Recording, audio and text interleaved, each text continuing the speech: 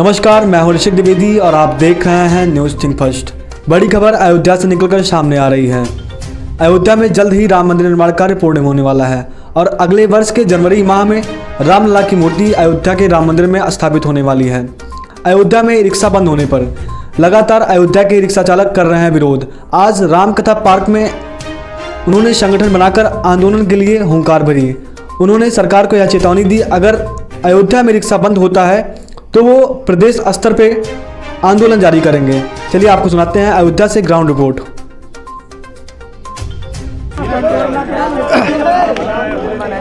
नमस्कार, मैं हूं ऋषिक द्विवेदी और आप देख रहे हैं न्यूज़ थिंक फर्स्ट और हम मौजूद हैं भगवान राम की जन्मस्थली अयोध्या में।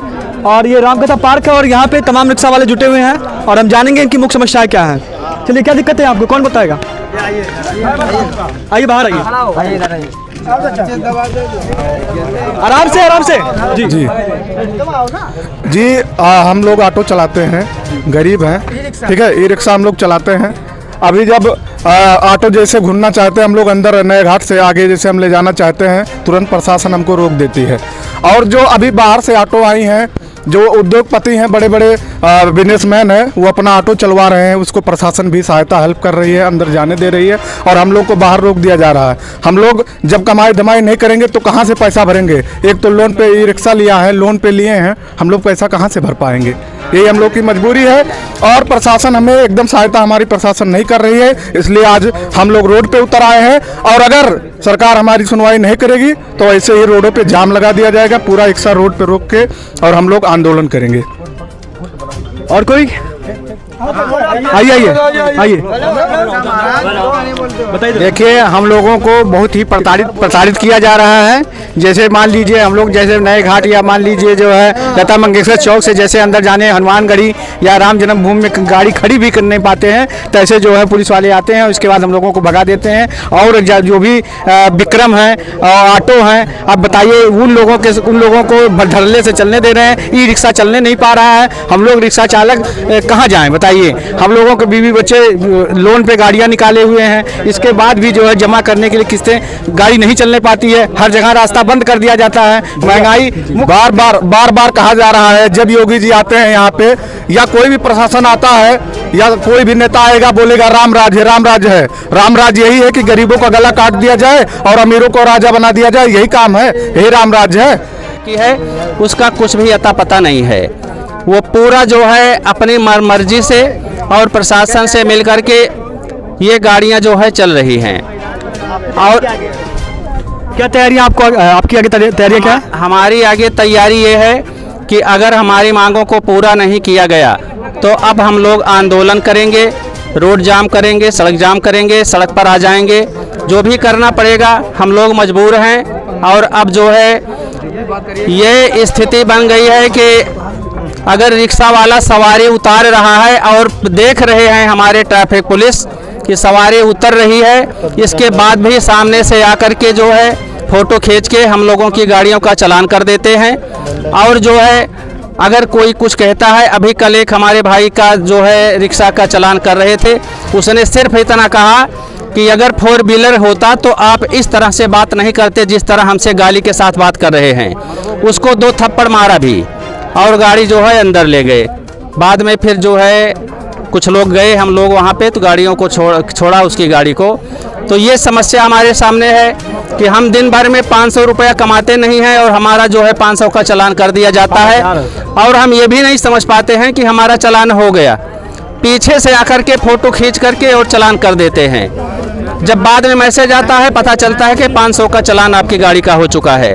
हमारा दोष क्या है? हमसे न कोई कागज़ मांगा जाता है, न कोई वार्ता की जाती है, सीधे फ़ोटो खींच के चालान कर दिया जाता है। और हम सब अगर कोई बात करते हैं, कोई बात हम लोग करते हैं तो हम लोगों के साथ अभद्रता से व्यवहार किया जाता है।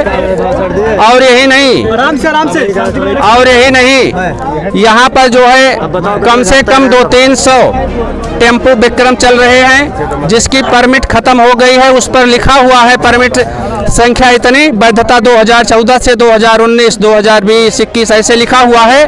और फिर भी वो किसके संरक्षण में चल रही हैं, कौन उसको चलवा रहा है, किसकी छत्र छाया में फल फूल रहे हैं, उनको कोई चालान नहीं होता है। बीच रोड पे सवारी उतारते हैं और बीच रोड पे सवारी बैठाते हैं उनको पुलिस वाले भी कुछ नहीं कहते हैं।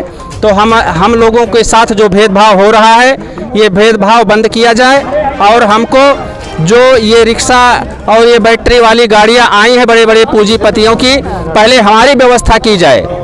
हमारे रोजी रोटी को जो हम लोगों ने सपना देखा था, जो हमसे वादा किया गया था कि आपका इनकम दूना हो जाएगा, तो हमारा इनकम दूना तो हुआ नहीं, जो है वो भी जा रहा है। तो ये हमारी समस्या है। हमारे लिए पहले व्यवस्था की जाए, फिर इन पूंजीपतियों की व्यवस्था की जाए जो आकर के यहाँ पर हावी होते जा रहे हैं। उनकी गाड़ियों पर को किसी भी बैरियर पर कहीं भी नहीं रोका जाता है। कहते हैं कि ये जो है पर्यटन विभाग की गाड़ियां हैं। ठीक है, आप उस पर नंबर प्लेट डलवाइए, यहाँ की यूपी 42 गाड़ी होना चाहिए, उस पर पर्यटन विभाग आप लिखवाइए। हम जाने तो यहाँ की है, अब वो जो है इस चीज़ को, इस तथ्य को छुपा रहे हैं। उस पर आज तक जितनी भी उनकी गाड़ियां आई हैं, बड़ी बड़ी गाड़ियां, उस पर 12 लोग 18 लोगों तक के वो बैठाते हैं। 20 सीटर है और जो है 20 सीटर गाड़ियां हैं, जहां मर्जी आती जाती हैं। उनके जाने से रोड नहीं जाम होता है, उनके जाने से कोई समस्या नहीं। जो समस्या है सिर्फ रिक्शा वालों से है। तो रिक्शा वालों के साथ ये भेदभाव क्यों किया जा रहा है?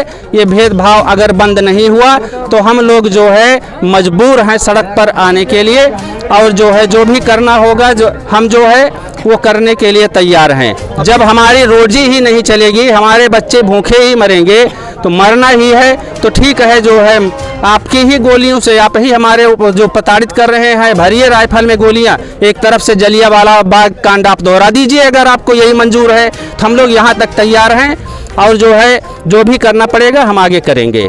आप अपनी शिकायत लेके कहाँ पे गए? हमारी शिकायत हम लोग जो है अभी कहीं नहीं गए। यहाँ पर जो है हम लोग पिछले बार अभी मीटिंग कर रहे थे, तो वहाँ पर जो है कोतवाल साहब या सुच्चो साहब आए थे। उन्होंने कहा कि आज के बाद आपको जो है कोई कहीं दिक्कत नहीं होगी, जब कोई वीआईपी आएगा तभी आपको रोका जाएगा, अन्यथा आप जो है आपके साथ भेदभाव नहीं होगा, आपकी गाड़ियों का चालान नहीं होगा। आपको 2 महीने का हम लोगों ने टाइम मांगा था, जिसके पास लाइसेंस नहीं है 2 महीने का टाइम दीजिए, हम लोग लाइसेंस वो बनवा लें। तो सारी बातों पर चर्चा हुई थी। उन्होंने कहा था कि आपकी सारी जो है समस्या का जो है निवारण होगा।